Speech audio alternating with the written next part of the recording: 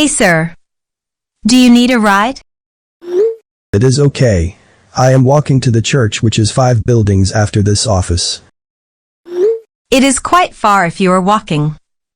Get in the car, sir. I take that way too. Well, I appreciate it. No problem. Anyway, I rarely see you drive your car anymore. It depends on the situation. I always predict it before I go, because I don't want to get stuck in traffic. I see, that is a good idea.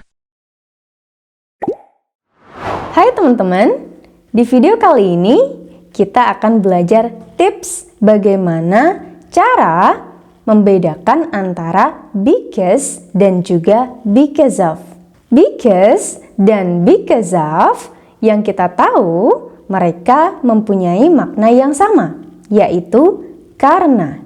Tetapi pada penggunaannya berbeda. Ketika teman-teman ingin berkata karena, tapi yang diikuti oleh pelaku dan juga kata kerja, atau dalam bahasa Inggris kita sebut dengan subject verb, maka yang kita gunakan adalah because.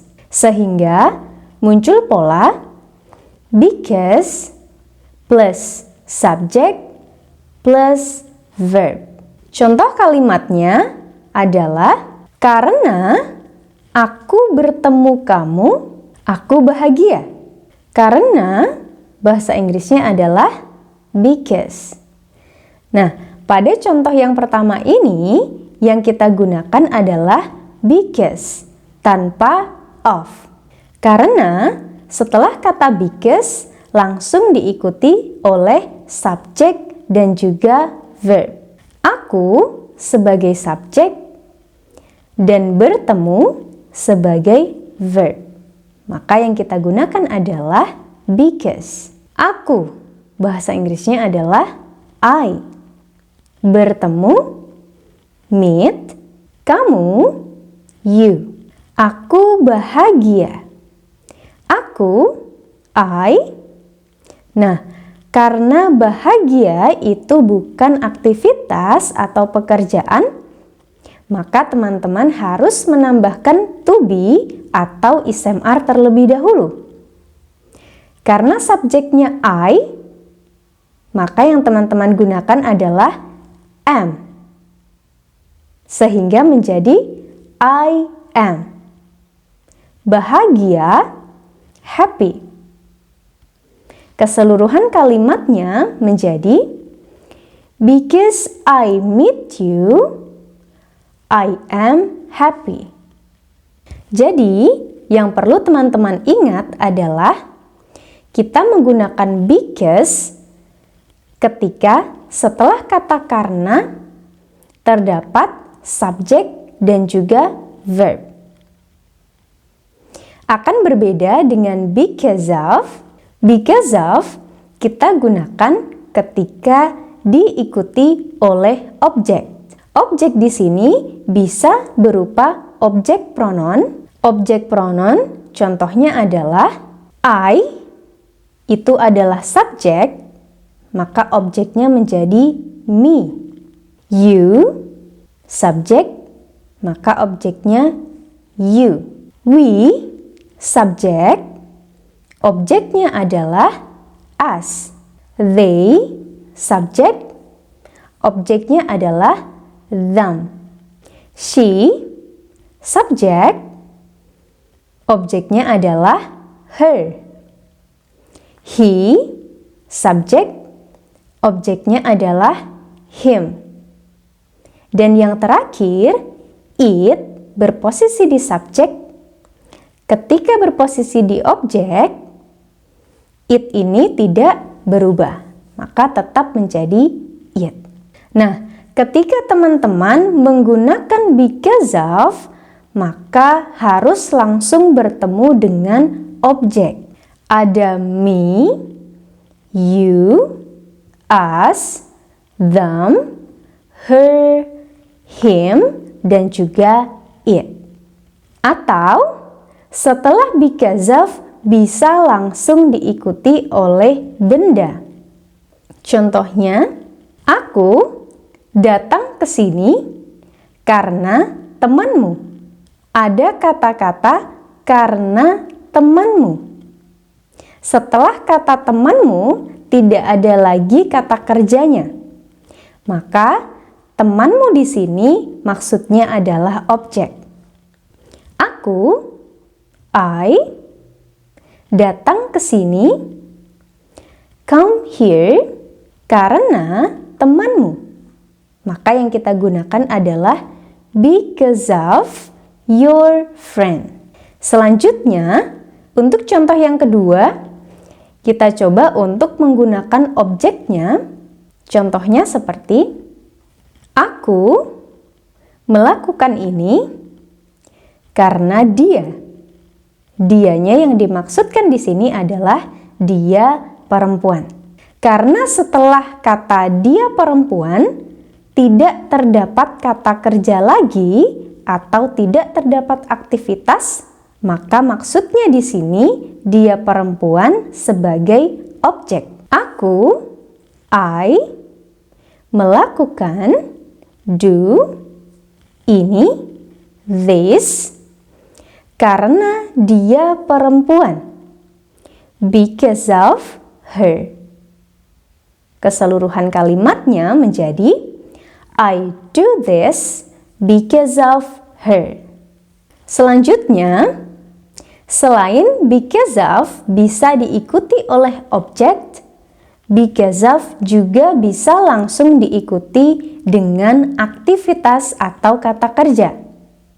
Tetapi, ketika setelah kata karena langsung diikuti oleh aktivitas, maka aktivitas tersebut harus berbentuk verb ing. Sehingga muncul pola because of plus verb ing. Ingat ya teman-teman, verb ing adalah kata kerja dalam bahasa Inggris yang kita tambahkan ing di akhir kata. Contohnya seperti study menjadi studying, go menjadi going, meet menjadi meeting. Contoh kalimatnya adalah aku pintar karena belajar. Ada kata-kata karena belajar, karena, because. Nah, setelah karena ternyata langsung diikuti oleh kata kerja atau aktivitas, yaitu belajar. Maka yang kita gunakan adalah because of. Ketika kita translate menjadi aku, I, karena pintar itu bukan aktivitas atau pekerjaan, maka teman-teman harus menambahkan to be ismr terlebih dahulu. I, maka to be yang kita gunakan adalah am. I am. Pintar, smart. Karena belajar, karena setelah karena adalah verb, maka yang kita gunakan adalah because of. Because of studying. Sekarang, teman-teman bisa melihat pada contoh percakapan, orang pertama berkata, it depends on the situation. I always predict it before I go because I don't want to get stuck in traffic. Kemudian, orang kedua menjawab, I see. That is a good idea. Pada contoh percakapan tersebut, teman-teman bisa fokus pada dialog yang pertama, yaitu because I don't want to get stuck in traffic. Di situ terdapat because I don't want. Kenapa pada contoh ini menggunakan because bukan because of? Karena setelah kata karena langsung diikuti dengan subjek, yaitu saya. Dalam bahasa Inggrisnya adalah I. Maka keseluruhan kalimatnya bermakna tergantung situasinya. Saya selalu memprediksikan sebelum saya berangkat, karena saya tidak ingin terjebak macet. Kemudian, makna dari jawabannya adalah, begitu, ide yang bagus. Oke, itu tadi teman-teman untuk tips kapan kita menggunakan because dan because of. Kita menggunakan because ketika diikuti oleh subjek dan juga verb. Dan kita menggunakan because of bisa diikuti dengan dua bentuk, yaitu because of object dan because of verb in. Untuk contoh because I go, because they will sleep, because you don't eat. Dan untuk contoh yang because of me, because of her, because of my friend, because of studying, because of going, dan yang terakhir, because of eating.